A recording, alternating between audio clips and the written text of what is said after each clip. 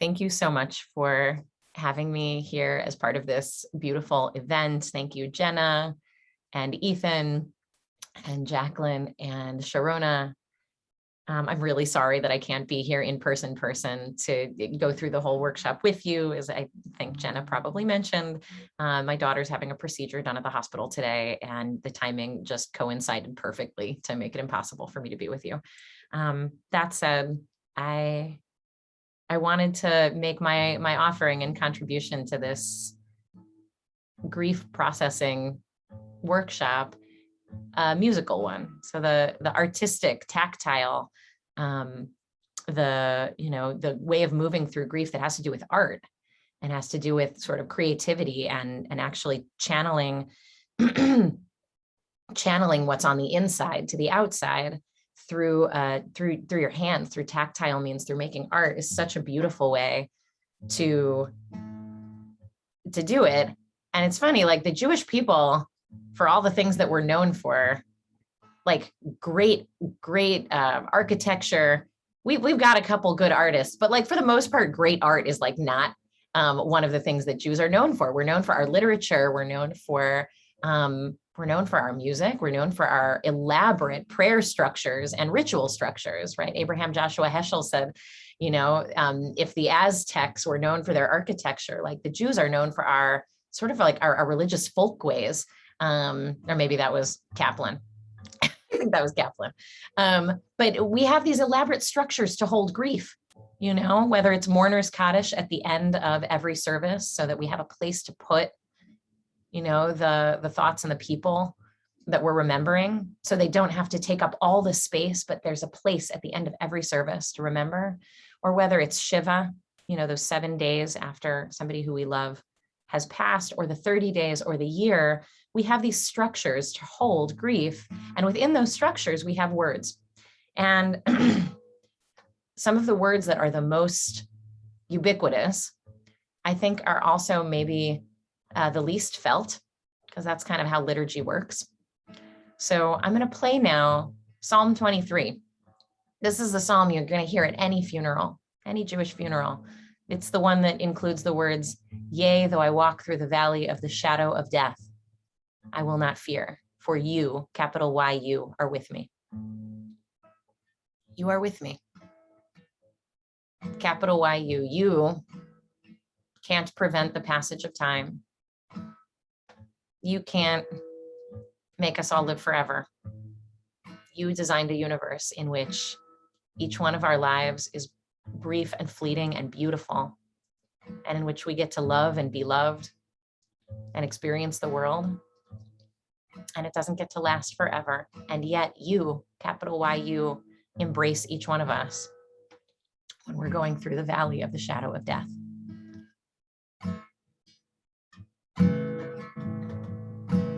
Gam ki elech beget salmavet lo irara ki ata imadi shivtecha umishantecha hema yenachamuni shivtecha umishantecha hema yenachamuni.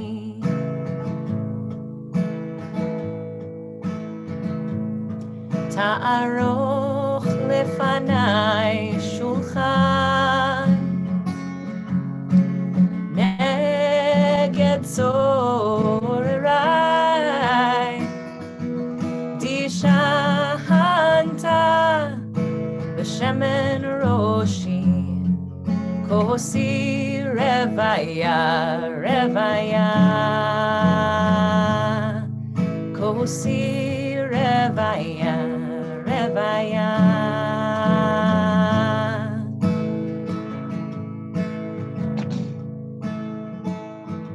Ach tov v'chesed yerdefuni kol yemei chayai v'shavti b'veit Adonai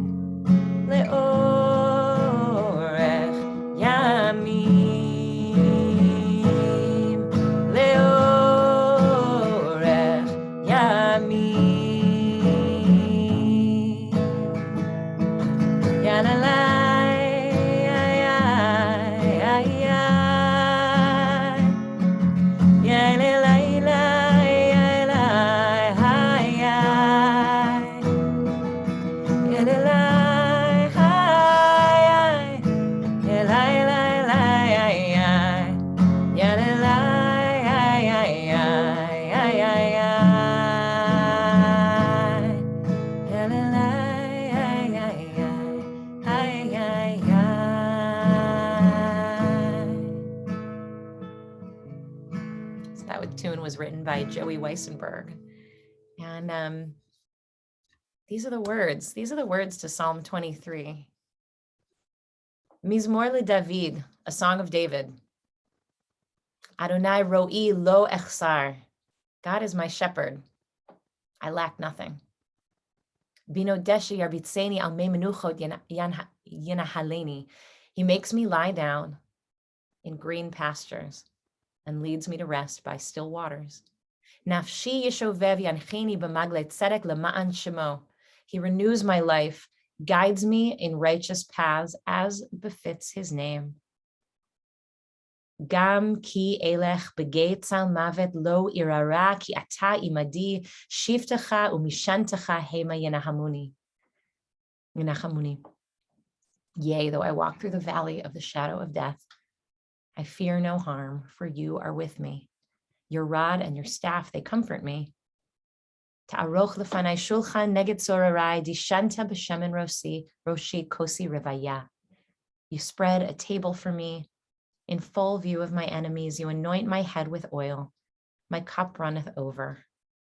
Ach tov v'chesed yirtefuni kol yamei chayai.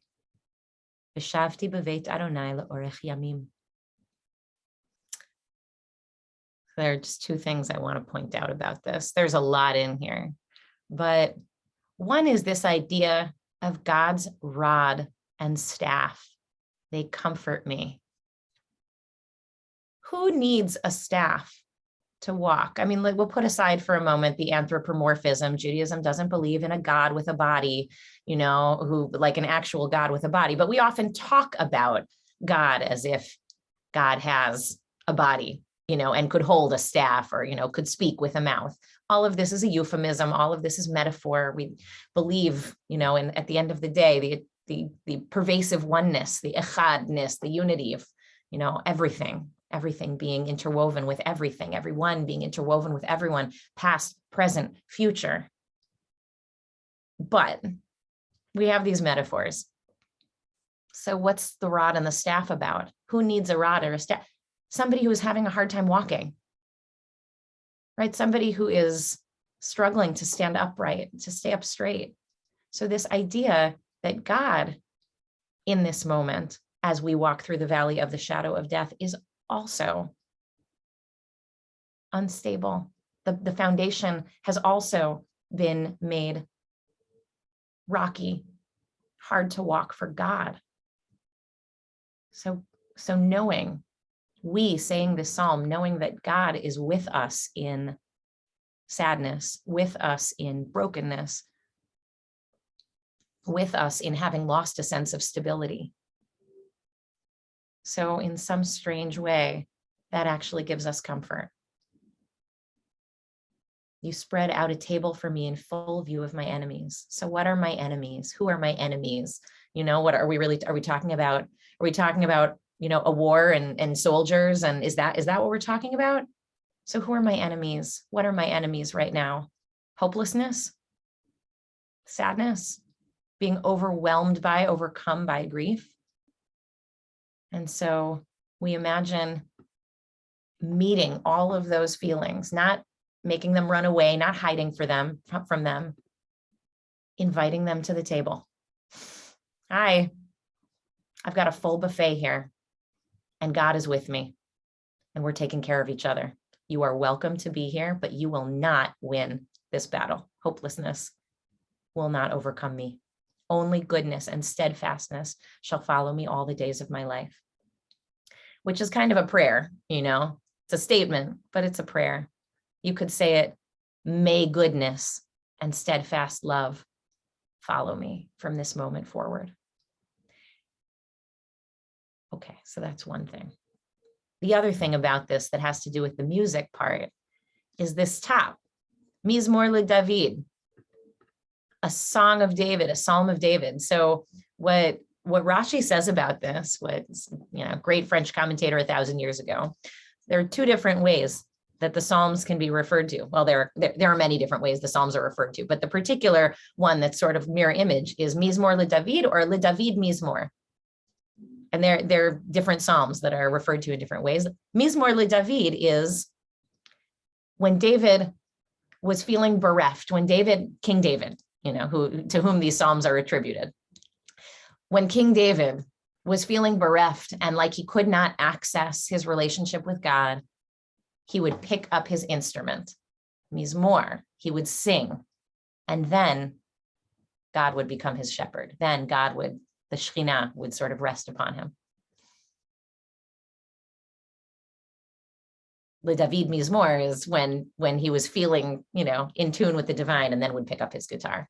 And so that his inspiration would come first from God and then go into the music. But this one that is specifically for moments of grief is specifically when we're not feeling God's embrace. We're not feeling God's presence. And so you pick up an instrument. That's what David did, and sings these words. So I'm going to leave up the screen. This is a different tune. There are many different tunes for this. And the ones that you often hear at funerals are, of course, appropriately somber in minor keys, right? They sound something like, Mizmor leDavid, Adonai roi lo echsar, binotesh yarbitzeni, Amei menuchot yanachaleini. Nafshi yeshovev yancheni b'maglei tzedek leman shemo. Gam ki elech b'geit zal mavet, lo irara ki ata imadi. And as I'm singing, I hope you're, finding yourself in a position that allows you to actually let the music wash into you and over you, and these words wash into you and over you. But we're not at a funeral today. We're talking about how we process grief individually and collectively. And so the last tune I want to end with is one that starts in a major key. This one comes from the Moshav band. This is actually the first tune I learned for this. And it's more of a lullaby, something to even help you go to sleep at night.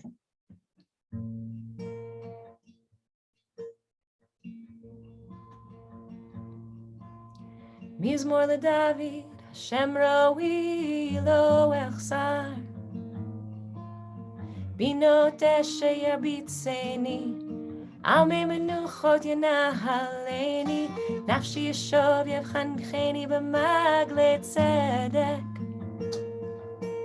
b'maglei tzedek leman shemo, b'maglei tzedek leman shemo, gam ki elech b'geit zal mavet, lo yirara ki ata imadi. Shivtecha umishantecha heima yenachamuni. Sorry, it's early. Tarach lefanai shulchan neged tzorarai, tishanta b'shemen roshi kosi revaya, Achtov v'chesed yerdefoni kol yemei chayai, v'shavti beveit Hashem ve'orech yamim gam, ki elech b'geit zal mavet, lo yirara ki ata imadi. Shivtecha umishantecha heima yenachamuni. Thank you so much for having me. Hope to see many of you soon in whatever context. My name is Rabbi Lizzi Heydemann, by the way. I'm at Mishkan in Chicago. Thank you so much again, Jenna, for organizing. Back over to you.